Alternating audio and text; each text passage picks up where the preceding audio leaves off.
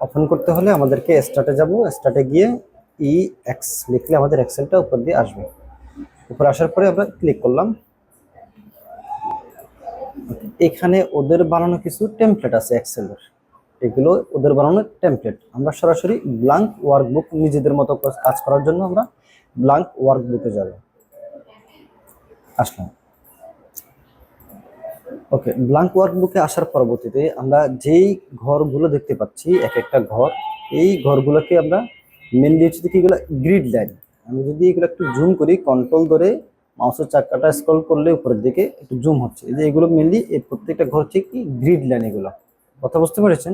Grid line generally এগুলো প্রিন্টে, এখন আমি যদি কোনো কিছু লিখি এগুলো প্রিন্টে আসবে না। এই ঘরগুলো এখন প্রিন্টে আসবে না যতক্ষণ না আমি এই নিজে অপশনটা চালু করবো যে আমি প্রিন্টেও গ্রিডলাইন গুলো দেখতে চাচ্ছি, ততক্ষণ পর্যন্ত এগুলো আসবে না। যদি চালু করে দিই তখন আসবে, আদারওয়াইজ জেনারেলি প্রিন্টে এই ঘরগুলো দেখা যাবে না। এই যে আমি ফাইলে গেলাম, ফাইল থেকে হ্যাঁ ফাইলে গেলাম, ফাইল থেকে এখন আমি যদি প্রিন্টে গিয়ে দেখি, যে দেখেন আমার প্রিন্টে কিন্তু কোনো হ্যাঁ ব্ল্যাঙ্ক ঘরগুলো দেখা যাচ্ছে না, এই গ্রিড গুলো দেখা যাচ্ছে না, শুধু সাদা। কথা বুঝতে পেরেছেন? ওকে,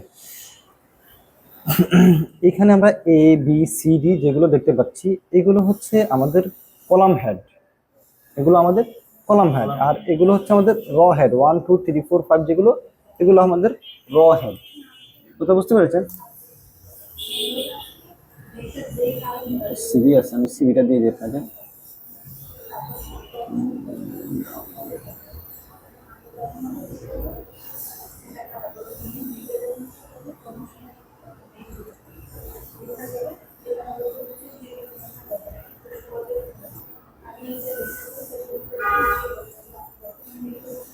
এই সিভিটা দেখে দেখে করেন, একদম ঠিক যেভাবে আছে ওভাবে করেন, কেমন? ওকে, এখন তাহলে এই যে ABCD যেগুলো আমরা দেখতে পাচ্ছি এগুলো হচ্ছে যে কি আমাদের কলাম হেড, আর 1 2 3 4 5 যেগুলো, এগুলো হচ্ছে আমাদের র হেড। কলাম হেডের দুইটা কলামের মাঝখান বরাবর গেলে আমার এরকম মাউসটা সাইডটা চেঞ্জ হচ্ছে, এরো মতো দেখাচ্ছে। এটাকে ধরে এখন আমি বড় করতে পারবো, ছোট করতে পারবো। ক্লিক করে ধরে টান দিলে ছোট বড় করতে পারবো। বুঝতে পারছেন? এই এইগুলাতে গেলে কিন্তু আসবে না, যে এই দাগ বরাবর যাচ্ছে কিন্তু আসতেছে না, একদম হেডে যেতে হবে, উপরে। একদম উপরে গিয়ে আমরা দুইটা কলামের মাঝ বরাবর মাউসটাকে নিয়ে গেলে এরকম এরোটা আসবে, বড় ছোট করতে পারবো। সিমিলারলি আমরা 1 2 3 যেগুলো, এগুলোরও আমরা মাঝখানে বড় ছোট করতে পারবো, বড় ছোট করতে পারবো। কথা বুঝতে পেরেছেন? হ্যাঁ। আবার আমার যদি সেম সাইজের কয়েকটা ঘর দরকার, মনে করেন আমার এইখানে এই যে 1 থেকে সিলেক্ট করে আমি 20 বা 30 পর্যন্ত মনে করেন সিলেক্ট করলাম। এখন আমার মনে করেন যে কি এই 30টা র, এই 30টা র আমার একই সাইজে নেওয়া দরকার, সবগুলো সেম সাইজে থাকবে। যদি এরকম প্রয়োজন হয়, সেক্ষেত্রে আপনি প্রথমে এখান থেকে এগুলোকে আগে সিলেক্ট করে নেবেন। সিলেক্ট করার পর আপনি একটাকে বড় করেন বা ছোট করেন, সবগুলাই সেম সাইজের হবে। মনে করেন যে কোনো একটা, মনে করেন আমি 30 নম্বরটাকে ধরে একটু বড় করলাম, মনে করেন এই সাইজ, তাহলে দেখেন সবগুলো এখন আমার সেম ওই সাইজে, যে 30টা সিলেক্ট করেছি ওই 30টা কিন্তু একই সাইজের হয়ে গেছে। আবার সিলেক্ট থাকা অবস্থা আপনি আবার ছোট করেন, সেম ছোট সাইজের হবে, সেম ছোট সাইজের হয়ে গেছে। যে মানে একটাকে যে সাইজ করবেন বাকিগুলো সেম সাইজেরই হবে। তবে তার জন্য ম্যান্ডেটরি কি, এই যে র এর হেড থেকে আপনাকে সিলেক্ট করে নিতে হবে, র হেড থেকে, ঠিক আছে? এটা হচ্ছে দেখি একটা র, এটা একটা র, আর এই একটা কলাম, এটা একটা কলাম, এটা তো আমরা জানি অলরেডি, তাই না? আর প্রত্যেকটা ঘর হচ্ছে এক একটা ইন্ডিভিজুয়ালি সেল, এটা একটা সেল, এটা একটা সেল, এটা একটা সেল, প্রত্যেকটা ঘরকে সেল বলা হয়, সেল বলা হয়। বুঝতে পারছেন? প্রত্যেকটা সেলের আবার নাম আছে। কি নাম? এই সেলের নাম J14। কি হিসেবে J14 হলো? সে যে নাম্বার কলামের 14 নাম্বার রতে আছে। 14 নাম্বার রতে, বুঝতে পারছেন? যে নাম্বার কলামের 14 নাম্বার রতে আছে, যার কারণে এরকম প্রত্যেকটা সেলের নাম আছে, সে কোন কলামে কোন রতে আছে ওইটা হচ্ছে কি তার নাম। কত বুঝতে পারছেন? হ্যাঁ, ওখানে উপরে শো করবে, কেমন? 14 নাম্বার কলামে আছে, 14 নাম্বার রতে আছে, আর কলাম নম্বর হচ্ছে যে কি এন কলামে। কথা বুঝতে পারছেন? এইখানে আমরা দেখতে পাচ্ছি শীট 1, প্লাসে ক্লিক করেন আরেকটা শীট আসবে, শীট 3, শীট 4, এরকম আমরা শীট নিয়ে নিয়ে কাজ করতে পারবো। এই শীটটাকে আমরা যদি ডিলিট করতে চাই, রাইট বাটনে ক্লিক করে ডিলিটে প্রেস করেন, শীটটা ডিলিট হবে। বুঝতে পারছেন? আবার এই শিটে যদি আপনি ডাবল ক্লিক করেন এই শিটের নাম চেঞ্জ করতে পারবেন। পেজ এটা আমরা যেরকম ওয়ার্ডে পেজ নিয়ে নিয়ে কাজ করেছি, এখানে আমরা শিট নিয়ে নিয়ে কাজ করতে পারবো। এক্সেলের শীট। এক্সেলের শিট, পাওয়ার পয়েন্ট আমরা স্লাইড নিয়ে নিয়ে কাজ করেছি, এখানে আমরা শিট নিয়ে নিয়ে কাজ করতে তাহলে পারবো। আমাদের কিটা দেখেন যে আপনি 2 নম্বর শিটে কি লিখছেন, 3 নম্বর শিটে বুঝতে পারবেন। এখন মনে করেন আমি এই শিটে হয়তো আমি একটা স্যালারি শিট তৈরি করব, এই শিটে হয়তো আমি একটা অ্যাটেন্ডেন্স শিট তৈরি করব। এরকম করে আমরা অনেকগুলো শিটে একই ফাইলের ভিতরে, এটা টোটাল একটা ফাইলের ভিতরে, হ্যাঁ এটা একই ফাইলের ভিতরে অনেকগুলো শিট আপনি ইউজ করতে পারবেন, কাজ করতে পারবেন। কথা বুঝতে পারছেন? এই এখন আমি স্যালারি শিট এটাতে নাম দিলাম, এটাতে ডাবল ক্লিক করে মনে করি এটার নাম দিলাম যে কি FORMULA ফর্মুলা, মনে করেন এটার নাম দিলাম। তো এরকম করে আমরা রিনেম করে দিতে পারি। কেন রিনেম করলে সুবিধা কি, আমি চিনতে পারবো, হ্যাঁ আমি বুঝতে পারবো যে কি এটা এই শিটে কি, এই শিটে কি রেখেছি, এই শিটে কি কাজ করেছি সেটা আমি দেখে বুঝতে পারতেছি নাম দেখে, তাই না? আচ্ছা, এখন প্রথমে আমাদের এইখানে হোমের ভিতরে ফাইলের ভিতরে আমাদের এগুলো সবগুলো সিমিলার, ওয়ার্ডে যেমন ছিল পাওয়ার পয়েন্টে যেমন ছিল এখানেও সেম টু সেমই আছে। ফাইল সেভ করার পদ্ধতি সেম, ফাইল ওপেন করার পদ্ধতিও সেম, যেভাবে আমরা ওয়ার্ডে করেছিলাম সেম ভাবে এখানে সিস্টেম সেম। সবকিছু প্রিন্টেরটা একটু সামনে আমাদের ফিজ লেআউটের ভিতরে গেলে আমাদের প্রিন্টের কিছু ডিফারেন্ট অপশন আসবে, আমরা ওখান থেকে দেখাবো। একটু প্রিন্টে হালকা ডিফারেন্স আছে, আচ্ছা, কিন্তু পাওয়ার পয়েন্ট আর ওয়ার্ডে সেম সব same। সেম। ওকে, এখন আসি এখানে আমাদের cut copy paste format painter, এগুলো আমাদের ওয়ার্ডে গিয়েছিল, এখানেও সেম। মনে করুন আমি নাম লিখলাম যে IT.com। হ্যাঁ, এখন আমি এটাকে যদি সিলেক্ট থাকা অবস্থায় কাটটা ক্লিক করলে সে সিলেক্ট হয়েছে, কাট হয়েছে। এখন কোথায় বসাবো, মনে করুন এই ঘরে বসাবো, তাহলে এখানে ক্লিক রেখে পেস্টে ক্লিক করলে কাট ওই জায়গা থেকে তুলে এসে সেই জায়গায় বসলো। কাটের কাজ হচ্ছে এটা। আর কপির কাজ কি, এই মনে করেন এটা এভাবে থাকবে, এখন এই ঘরে নিতে চাচ্ছি তাহলে দুই জায়গায় থাকে। এখন পেস্টে ক্লিক করেন তাহলে এই ওখান থেকে কপি হয়ে এখানে আসলো। আর ফরম্যাট প্রিন্টারের কাজটা কি, মনে করেন আমি এই লেখাটাকে একটু স্টাইল মিস্টাইল করলাম, বোল্ড করলাম, মনে করেন কালার মালার দিয়ে দিলাম, যা কিছু করলাম। এখন আমি চাচ্ছি যে কি সেম বাকি যা কিছু লিখবো ওই ঘরগুলোর কালারটাও ওই ঘরগুলোর স্টাইলটাও এটার মতো হয়ে যাবে। তো এটার জন্য আমাকে এই ঘরে ক্লিক থাকা অবস্থায় আমি ফরম্যাট প্রিন্টারে ক্লিক করলাম, ক্লিক করলে এই যে এরকম একটা ব্রাশ আসবে। এখন আপনি এই ঘরে ক্লিক করলে ওই লেখাটাও সেম এই স্টাইল হয়ে যাবে। হ্যাঁ, আবার এই ঘরে আমার ক্লিক করে ফরম্যাট প্রিন্টারে ডাবল ক্লিক করলে তাহলে কি হয়, ব্রাশটা পার্মানেন্টলি থাকবে, যতক্ষণ না আপনার কাজ শেষ হবে ততক্ষণ সে থাকবে। আমি এখানে এই ঘরে ক্লিক করলাম, এই ঘরে ক্লিক করলাম, এই ঘরে ক্লিক করলাম। তো আমি মেইনলি ফরম্যাট প্রিন্টার কি করে, একজনের জামা অন্যজনের গায়ে পরায়, এটাই হচ্ছে কি ফরম্যাট প্রিন্টারের কাজ। তাই ফরম্যাট প্রিন্টারের কাজ শেষে আপনি আবার এটাকে একটা ক্লিক দিয়ে ফরম্যাট প্রিন্টারটা অফ করে দেন, তাহলে নেক্সট কাজগুলো আপনার নর্মালি হবে। এরপর আসি, মনে করেন আমি লিখলাম যে কি this is a text POX box, আমি এটাকে একটু বড় করে নিলাম। সো এইখানে আমাদের প্রথমে আমরা ফন্ট চেঞ্জ করতে পারবো, আমার কাছে কোন ফন্টটা ভালো লাগে সেটা আমরা এই জায়গা থেকে ইউজ করতে পারবো। কথা বুঝতে পেরেছেন? এই ফন্টটা আমরা এখান থেকে ইউজ করতে পারবো। এরপর আসি, এখান থেকে আমরা সাইজ বড় ছোট করতে পারবো, অথবা এইখানে সরাসরি আমরা লিখে দিলেও পারি যে সাইজ বড় ছোট করলে আমার র কলাম সব অটোমেটিকলি বড় হবে। ঠিক আছে, এখান থেকে আবার আমি সেটা লিখে দিয়ে মনে করেন 11 কিবোর্ড থেকে 11 লিখে দিলাম, তাহলে 11 সাইজ হয়ে গেল। এখান থেকে বড় করতে পারি, এটা দিয়ে ছোট করতে পারি, এটা দিয়ে বোল্ড করতে পারি, যেগুলো আমরা ওয়ার্ডে অলরেডি দেখেছি। অ্যান্ড আন্ডারলাইন ইউজ করতে পারি। এইখানে আমাদের একটু দরকারি জিনিস আছে বর্ডার। বর্ডারগুলো কি জিনিস, এখন যেই লেখাগুলো আমি লিখেছি এগুলো কিন্তু প্রিন্টে ঘরগুলো আসবে না। এখন আমরা যদি এই ঘরগুলো যদি করার দরকার, যে আমার ঘর করা দরকার, ঘর করে কোনো একটা কাজ করতে চাচ্ছি, সেই ক্ষেত্রে আপনি সিলেক্ট করে নেবেন, এরকম করে সিলেক্ট করে নেবেন যতগুলো আপনার এই ঘর করা দরকার।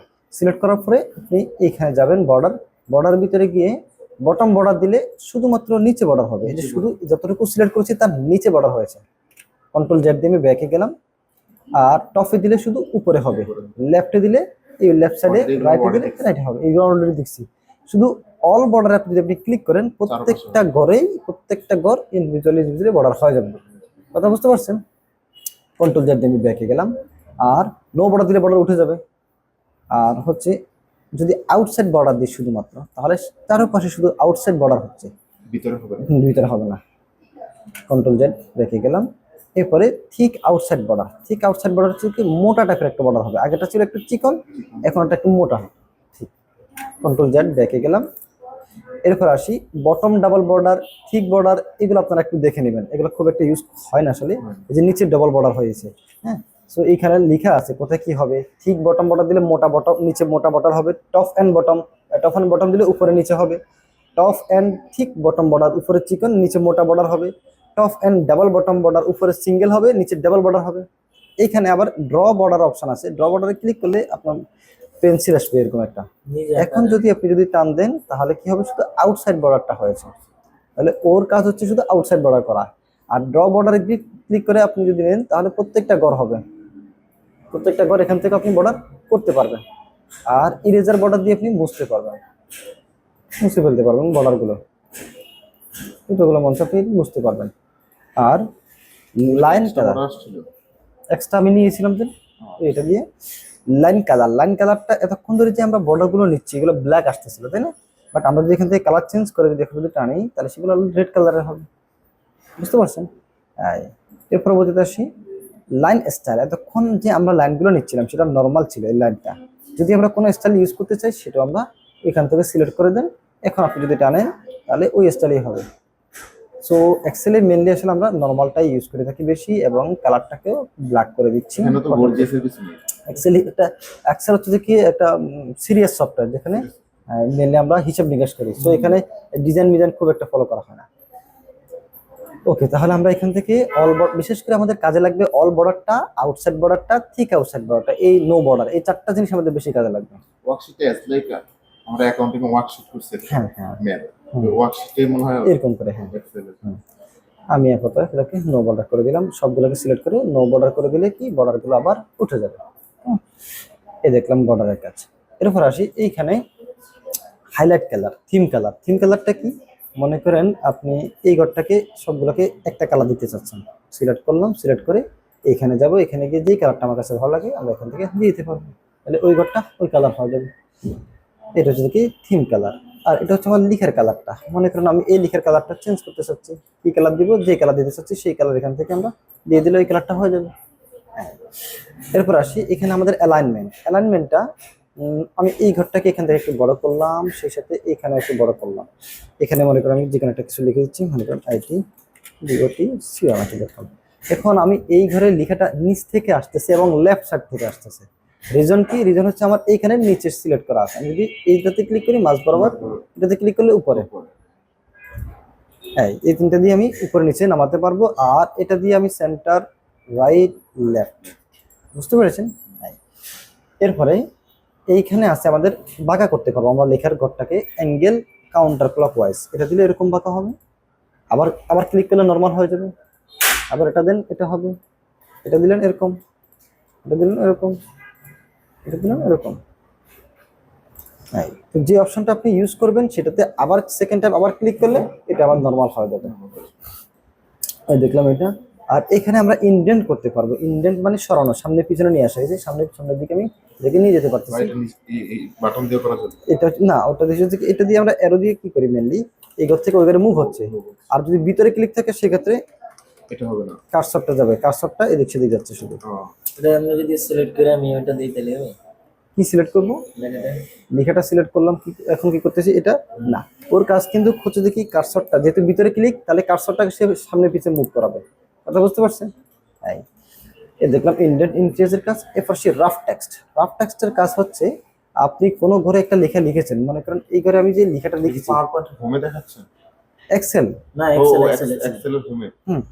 এখন এই যে এই ঘরে আমার লেখাটা এতটুকু পর্যন্ত বড়, তো এটা যদিও এই ঘরের লেখা কিন্তু সে তা উপর দিয়ে অন্য ঘরে গিয়েও দেখা যাচ্ছে যে এই ঘরে যদি ক্লিক করেন দেখেন এই ঘরে কিন্তু এই লেখাটা নাই, লেখাটা কিন্তু এই ঘরের লেখা, সে উপর দিয়ে গিয়ে ওখানে বসে আছে। সো আমি যদি চাই যে না তুমি অন্য ঘরকে ডিস্টার্ব করার দরকার নাই, তুমি এই ঘরের লেখা এটার ভিতরেই থাকবা, তাহলে এই ঘরে ক্লিক রেখে রাফ টেক্সটে ক্লিক করব, তাহলে আমার লেখাটা ওই বক্সের ভিতরেই থাকবে। হয়তো বক্সটাকে সে বড় করে দিছে, বড় করলে আমরা এটাকে ছোট করে ফেলতে পারবো, যেখান থেকে ক্লিক করে দিলে আমি ছোট করে দিতে পারি, তাহলে কি লেখাটা তার ভিতরে থাকবে, হাইট থাকবে। হয়তো প্রথম হয়তো একটা লেখা শুরু করবে হবে না, কিন্তু ভিতরেই থাকবে। এরকম অনেক সময় আমরা বড় লিঙ্ক, বড় টেক্সট গুলোকে আমরা একটা ঘরের ভিতরে ছোট করে রাখার জন্য এই রাফ টেক্সটটা ইউজ করে থাকি। কিন্তু এটা তো হচ্ছে জাস্ট আমরা যদি অনলাইনে কাউকে পাঠাই, ঠিক আছে, এটা হাইটটা না হয় উনি দেখতে পারবে, কিন্তু প্রিন্ট তো করা যাবে না। না, ওকে, এখন আসি আমরা আবার এটা রাফ টেক্সট আবার উঠে দেন, তাহলে আবার সে আবার তার নরমাল অবস্থা চলে যাবে। আবার রাফ টেক্সট দিলে আবার ভিতরে ডাবল ক্লিক করলে আপনি ওই ঘরে কি লেখা আছে সেটা দেখতে পারবেন। এই দেখলাম হচ্ছে আমরা রাফ টেক্সট। এরপর আসি মার্জ সেন্টার, এখানে চারটা অপশন আছে, merge and center, merge and সেন্টারের কাজ কি? মনে করেন আপনি এই ঘর সহকারে কয়েকটা ঘরকে সিলেক্ট করলেন, করে একটা ঘরে করে ফেলতে চাচ্ছেন, এই সবগুলো ঘর একটা ঘরে পরিণত হবে। তাহলে সিলেক্ট করলাম, সিলেক্ট করার পরে মার্জ অ্যান্ড সেন্টারে ক্লিক করে দিলাম, তাহলে আমার পুরোটা একটা ঘর হয়ে গেছে এবং লেখাটা সেন্টারে চলে এসেছে, লেখাটাকে আমার সেন্টারে নিয়ে এসেছে। আর এরপর আসি মার্জ অ্যাক্রস। মার্জ অ্যাক্রস করবে কি? আমি মনে করেন এই ঘরগুলোকে সিলেক্ট করলাম, মার্জ অ্যাক্রসে দিয়ে দিলাম। মার্জ অ্যাক্রসে দিলে শুধুমাত্র কলামগুলোকে মার্জ করেছে, লাইনগুলো ঠিকই আছে, কিন্তু যে ভাগ ভাগ ছিল সেই ভাগটাকে সে উঠে দিয়েছে। এটা ছিল যে মার্জ অ্যাক্রস। এরপর আসি মার্জ সেলস। মার্জ সেলসের কাজ কি? আমরা যখন এগুলোকে ধরে সিলেক্ট করলাম, মনে করেন এই লেখাটা সহ সিলেক্ট করলাম, এখন আমি এখানে গিয়ে মার্জ সেলস করে দিলাম। মার্জ সেলস করাতে কি হয়েছে? সেও এই ঘরটাকে একটা ঘরে পরিণত করছে। তবে এই দুইটা সিমিলার, এই মার্জ অ্যান্ড সেন্টার এবং মার্জ সেল, এই দুইটা মোটামুটি সেম, পার্থক্য শুধু একটাই, ও লেখাটা সেন্টারে রাখবে আর এই লিখে কোথায় রাখবে সেটা তার ব্যাপার, তার দেখার বিষয় না। বুঝতে পারছেন? এটা তার দেখার বিষয় না, লেখা যেখানে থাকবে সেখানে রাখবে আর ও সেন্টারে লেখাটাকে নিয়ে আসবে, পার্থক্য শুধু এটাই। আর নিচে আছে আমাদের আনমার্জ। আমি চাচ্ছি এটাকে আবার আনমার্জ করে ফেলতে, আগের মতো আনমার্জে ক্লিক করেন, তাহলে সেটা প্রত্যেকটা গড় গড় হয়ে গেছে, আলাদা আলাদা, প্রত্যেকটা আলাদা আলাদা গড় হয়েছে। কালার কালারের কারণে হয়তো দেখা যাচ্ছে না, আমরা কালার এই যে সেম কালার ছিল তো সেজন্য। এইটাকে যদি আমি আনমার্জ করে দিই তাহলে দেখেন আনমার্জ, বুঝতে পেরেছেন? এইটা দেখলাম না মার্জ আনমার্জ পর্যন্ত। এখন আসি, আমি এই শীটটাকে ডিলিট করে দিচ্ছি, আমি নতুন একটা শীটে কাজ করি, ফর্মুলাতে গেলাম, এই শীটে গেলাম, আমি কিবোর্ড থেকে 1 লিখলাম। 1 লেখার পরবর্তীতে আমাদের এই বক্সটাকে ভালো করে খেয়াল করবেন, আমার মাউসটা যখন বক্সের মাঝ বরাবর আছে তখন একটা মোটা সাদা প্লাস আসতেছে, তাই না? কিন্তু আমি যদি মাউসটাকে একদম দাগ বরাবর নিয়ে যাই, 4টা এরোর মতো এরকম আসতেছে, তাই না? যদি মোটাটা থাকে, মোটা থাকা অবস্থায় আমি যদি ধরে টান দিই, ঘরগুলো সিলেক্ট হবে। আর আমার মাউসটা যদি বর্ডারের ভিতরে যায়, তাহলে এখন ধরে যদি টান দিই, না এখন ধরে যদি টান দিই, তাহলে ও মুভ করে এখানে নিয়ে চলে আসছে। আচ্ছা। কথা বুঝতে পারছেন? মুভ করে এখানে চলে আসবে। আর এইখানে ছোট করে একটা দেখতে পাচ্ছেন না, সবুজ বক্স ছোট করে, এই ছোট সবুজ বক্সে গেলে মাউসটা চেঞ্জ হয়ে চিকন প্লাস হবে। এখন যদি আমি এটাকে ধরে নিচের দিকে টান দিই, তাহলে সে আমাকে এই জিনিসটা কপি করে দিয়েছে, আপনি টান যতটুকু ততটুকু আপনাকে কপি করে দিবে। আর আমি মনে করি আবার 1 লিখলাম। এখন আমি এইখানে চিকন প্লাস আসার পরে আমি টান দিচ্ছি, টান দেওয়ার সময় আমি যদি কন্ট্রোল বাটনে প্রেস করে ধরি, কন্ট্রোল বাটনে প্রেস করে ধরলাম, তাহলে কি হবে? সে আমাকে সিরিয়াল অনুপাতে সে আমাকে নাম্বার বসাই দিয়েছে, কন্ট্রোল ধরে রেখেছি, কেমন? আবার ধরে দিলে না, শিফট না, আবার আসি, এখন আসি, আবার যদি এখন আমি যদি ধরে টান দিই, টান দেওয়ার পর এখন প্রথমে কপি হবে। এইখানে একটা অপশন আছে, আমরা এখানে ক্লিক করব, ফিল সিরিজ নামে একটা অপশন আছে, এখানে যদি আমরা ক্লিক করি তাও আমাকে সে এই সিরিয়াল অনুপাতে নিয়ে দিয়ে আসবে। কথা বুঝতে পারছেন? এই দেখলাম হচ্ছে আমরা সিরিয়াল অনুপাতের সংখ্যা লেখা, আমি যদি এদিকে নিই, এদিকেও সেম ভাবে কাজ করবে, এই পাশে নেন সেম ভাবে কাজ করবে। পরে এখান থেকে আপনি ফিল সিরিজ করে দিন, তাহলে সিরিয়াল অনুপাত আপনাকে দেবে। এখন এখানে আমাদের একটা অপশন আছে ডলার। ডলার কি জিনিস? মানে আমরা যদি কোনো একটা সংখ্যার শুরুতে কোনো টাকার সাইন ইউজ করতে চাই, আমি চাচ্ছি এইগুলোর শুরুতে ডলার সাইন আসুক বা বাংলাদেশি টাকার সাইন আসুক, যে কোনো মুদ্রার সাইন আসবে। সো আমরা এখানে অ্যারোতে ক্লিক করবো, অ্যারোতে ক্লিক করে মোর অ্যাকাউন্টিং ফরম্যাটে চলে যাব। গেলাম, যাওয়ার পরে এইখানে দেখেন সিম্বলে গিয়ে আমরা সিম্বলটা চেঞ্জ করে বাংলাদেশি টাকা হলে বাংলাদেশি টাকাটা দিয়ে দেবো। একটু নিচে যেতে হবে বাংলাদেশি টাকার জন্য, এই যে বাংলাদেশি সিলেক্ট করলাম। অ্যান্ড এইখানে ডেসিমাল প্লেসেস 2 আছে, আমি 0 করে দিচ্ছি। ডেসিমাল প্লেসেস দিলে কি হবে? পয়সা অ্যাড হবে, পয়সা, শূন্য করে দিলে টাকা, হ্যাঁ, মানে পয়সাটা অ্যাড হবে না আর কি। এখন আমি যদি ওকে দিয়ে দিই, এই যে তাহলে 1 2 3 একের সাথে টাকা, যেহেতু বাংলা সেজন্য এই পাশে আসছে, ইংলিশ হলে ওই পাশে আসবে। হ্যাঁ, সো এখন এইখানে 2টা অপশন আছে, ইনক্রিজ ডেসিমাল, ডিক্রিজ ডেসিমাল। এই 2টা কাজ হচ্ছে, এটা দিয়ে আপনি যখন ক্লিক করবেন আপনার এখানে সিলেক্ট করি, আমি এটাতে ডেসিমাল অফ করে দিয়েছি। ওকে, এই ডেসিমাল বাড়াতে পারবো এটা দিয়ে, মানে পয়সাগুলো আমি বাড়াতে পারবো কমাতে পারবো এখান দিয়ে, কথা বলছি এই 2টো দিয়ে, কথা বুঝতে পারছেন? এরপর আসি ডলার। এখানে আমাদের পার্সেন্টেজের অনেকগুলো ব্যবহার আছে, আমি একটা ব্যবহার দেখাই। মনে করেন আমি এই ঘরগুলোতে যা কিছু লিখবো তার পাশে পার্সেন্টেজ সাইনটা থাকবে, তাহলে প্রথমে ঘরগুলোকে সিলেক্ট করে নেব, নিয়ে পার্সেন্টেজে ক্লিক করে দিলাম। এখন যদি আমি লিখি, এখানে 1 লিখলাম, 3 লিখলাম, যা লিখেন না কেন আপনার সেটার সাথে আপনার পার্সেন্টেজ অটো পার্সেন্ট যোগ হবে, পার্সেন্টেজটা থাকবে, অটোমেটিকলি পার্সেন্টেজ সাইনটা থাকবে। বাট আপনি যদি প্রথমে লেখা উঠে ফেলেন, মনে করেন এখন আমি লিখে উঠে ফেলছি, এখন সিলেক্ট করে যদি আপনি পার্সেন্টেজে ক্লিক করেন, শতকরা হিসেবে চলে আসবে। কথা বুঝতে পারছেন? এই তো এটাতে আপনার পার্থক্য বুঝতে হবে। এরপর আসি এখানে কমা। কমাটা কোথায় ব্যবহার করে থাকি আমরা? কমা জেনারেলি হ্যাঁ টাকা অঙ্ক, তো টাকা অঙ্কের ক্ষেত্রে হাজারের নিচে অঙ্ক হলে সেটা কমা ইউজ হবে না, হাজারের উপরে হইতে হবে। মনে করুন আমি 1 দিলাম, 2 দিলাম, 3 দিলাম, 3টা সংখ্যা নিলাম, এরপরে 4টা সংখ্যা নিলাম। তো এখন আপনার আমি নিলাম। এখন আমি এগুলোকে সিলেক্ট করে যদি কমাতে ক্লিক করে দিই, তাহলে দেখেন কমা কোথায় হয়েছে, হাজারের পরে। আমি এই 0 বেড়ে গেছে, শূন্যগুলো কমা দিলাম। এখানে দেখেন 4000-এর পরে গিয়ে কমা হয়েছে, মানে 1000 থেকে শুরু হবে, 999 হলেও হবে না কমা, হাজারের উপরে গেলে দেন কমা হবে। কথা বুঝতে পারছেন?